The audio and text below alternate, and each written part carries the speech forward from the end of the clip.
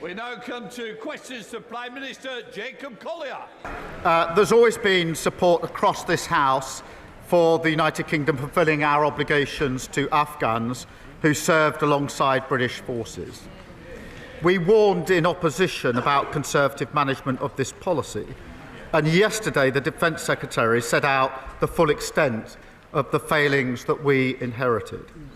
A major data breach, a superinjunction, a secret route that has already cost hundreds of millions of pounds. Ministers who served under the party opposite have serious questions to answer about how this was ever allowed to happen. The chair of the Defence Committee has indicated that he intends to hold further inquiries.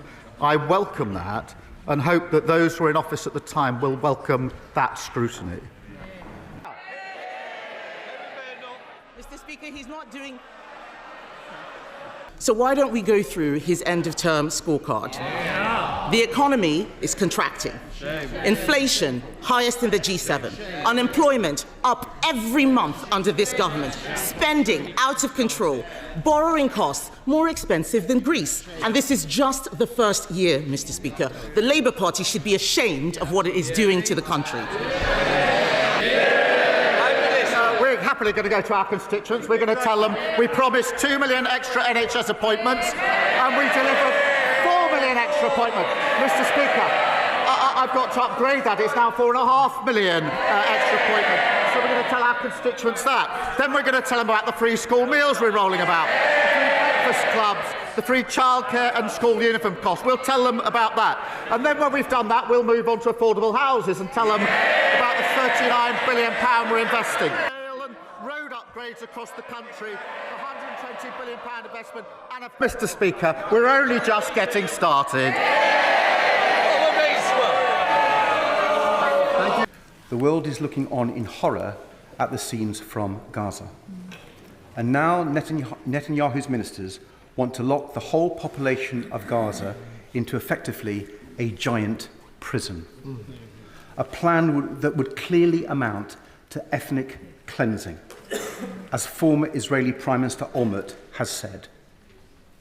Does the Prime Minister agree that this is utterly abhorrent and unacceptable? And will he make clear to the Israeli government that the UK will not stand idly by and will act, starting by sanctioning Prime Minister Netanyahu himself? Prime Minister. Well, I am appalled by these suggestions in relation to Gaza. Just as I'm appalled by the reports of yet more civilians being killed whilst trying to access aid. So on both fronts, I'm appalled by what we are seeing and what we're hearing. We raise it regularly, as he would expect. In relation to the civilians being killed, I would expect them to be fully and transparently investigated with full accountability for any failings. And Israel must clearly put in place measures that properly protect civilians in line with international law. And that is the case we're pressing repeatedly. But we do also want to see an alongside... Speaker, the Prime Minister will never know exactly how much